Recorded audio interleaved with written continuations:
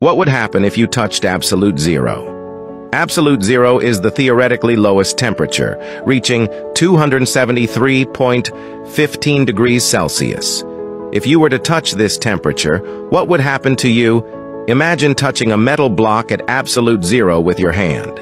Initially, you wouldn't feel anything. You'd only hear a sizzling sound as your skin makes contact with the metal, much like grilling meat. However, the extreme cold would start penetrating your skin, sapping away all your heat. First, it would freeze and damage the nerves on the surface of your skin and some superficial muscle tissues. At this point, you'd begin to experience intense pain. This is because the metal at absolute zero rapidly drops the surrounding temperature. The water in the air and in your skin would quickly freeze, creating countless sharp ice crystals that would pierce your skin. Next, the blood vessels near the contact area would start to constrict, leading to a drastic reduction in blood flow and oxygen supply. Deeper layers of muscle tissue would begin to break down, resulting in extensive frostbite and widespread necrosis. Unfortunately, you wouldn't be able to escape from this frozen metal, much like what happens when you lick a cold metal pole in extremely low temperatures, but the pain would be much more severe. In the end, you'd have no choice but to visit a hospital. While extreme low temperatures may sound terrifying, this principle is the basis of cryonics, where theoretically at 196 degrees Celsius, we could press the pause button on life and preserve a human body for millions of years. What are your thoughts on this?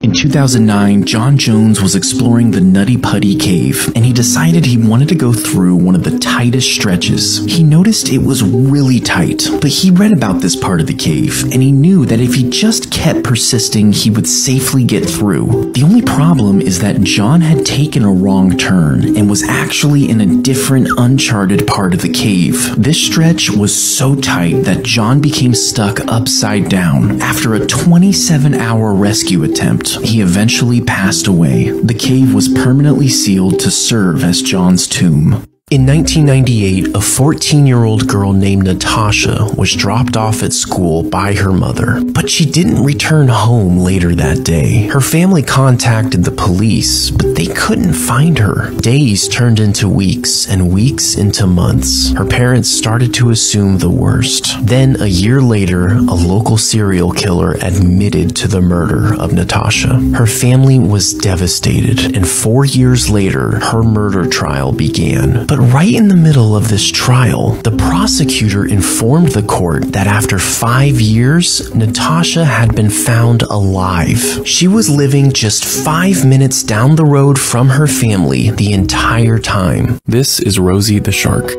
In 1997, Rosie got so badly tangled in fishing nets that the fishermen decided to humanely kill her. A wildlife park in Australia ended up purchasing the dead shark to make her the central display in their museum. The park ended up closing down and the facilities became abandoned.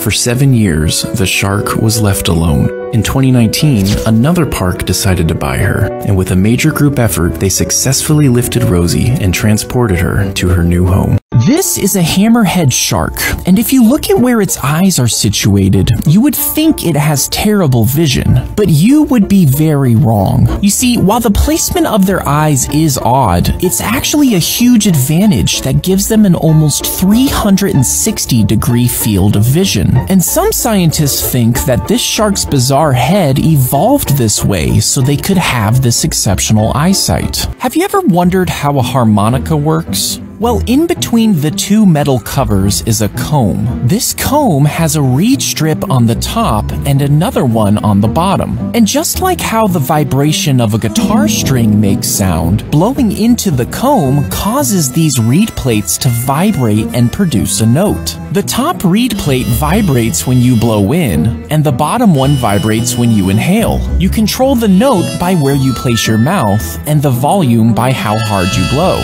Have you ever noticed those tiny holes on airplane windows? Well, most people don't think much of them, but the reason they exist is actually really important. You see, these punctures are called bleed holes. As the plane ascends, the air pressure outside becomes much lower than it is inside. This imbalance puts a lot of stress on the airplane windows, and without these tiny holes, well, let's just say you really don't want a window to break. In 2013, a diving crew was retrieving the bodies of a sunken boat. It had been almost 3 days since this boat sank, so they assumed all 12 crew members had died. But as they were searching through the wreckage, a hand reached out and grabbed one of the divers. He's alive. This man managed to survive for 2.5 days because of an air pocket. Have you ever wondered how a firefly lights up? Well, it's actually a pretty rare occurrence in nature. You see, fireflies store light-producing chemicals in their lower abdomen, but these chemicals only emit light when they're exposed to enough oxygen. And fireflies actually control the oxygen level in their abdomen, so when they increase the oxygen, it reacts with the chemicals and produces the iconic mesmerizing glow. If you go behind Mount Rushmore and go just past Lincoln's Head, you'll come across a secret hallway that is off limits to the public.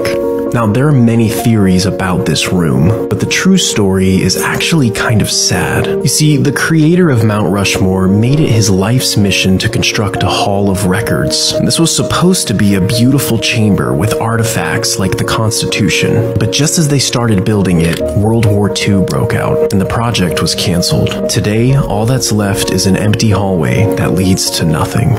There is a field in Virginia that is home to 42 abandoned presidential statues. These statues are about 20 feet tall and around 20,000 pounds. Now, internet legend claims that there is no explanation for this. That is not true. There 100% is. These heads used to be part of a tourist park in Williamsburg, Virginia from 2004 to 2010. Eventually, the park went bankrupt and the owner was tasked with taking them to a stone crusher to dispose of them. But he was a historian and just couldn't bring himself to do it. So he spent a ton of money to get them transported to his personal farm. Now, in order to actually move these things, he had to put a hole in the top of each statue to expose the metal brackets to lift them. And out of all the statues, only one fell during the entire process, leaving a huge hole in the back of the head. And ironically, that statue was Abraham Lincoln. What to do if an elevator suddenly falls, and how to save yourself.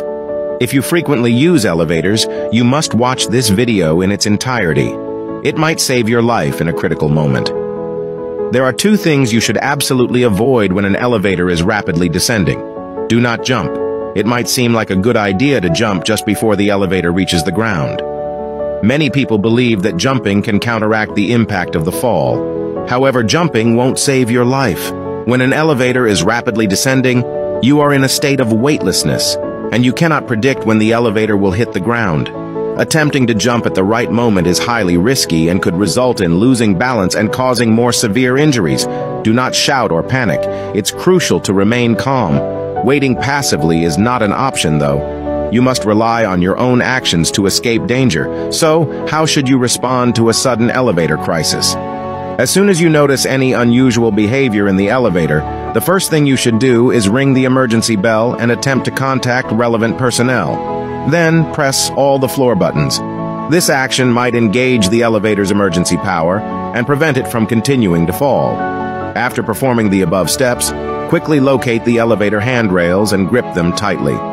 Keep your knees bent and stand on your tiptoes. If there are no handrails, crouch in a corner and lean against the elevator's walls, keeping your knees bent and standing on your tiptoes. This half-crouched position can serve as a cushion, using your bent knees to absorb the impact pressure. Remember that every action you take during a life-or-death situation can determine your outcome. So remember these self-rescue methods and share this video with those who might need it.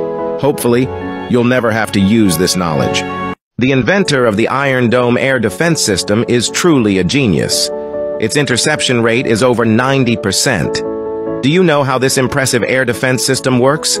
This is Israel's Iron Dome air defense system, primarily composed of detection and tracking radars, a battle management and weapon control system, and missile launch units. It can defend against short-range rockets and artillery shells within a radius of 150 kilometers.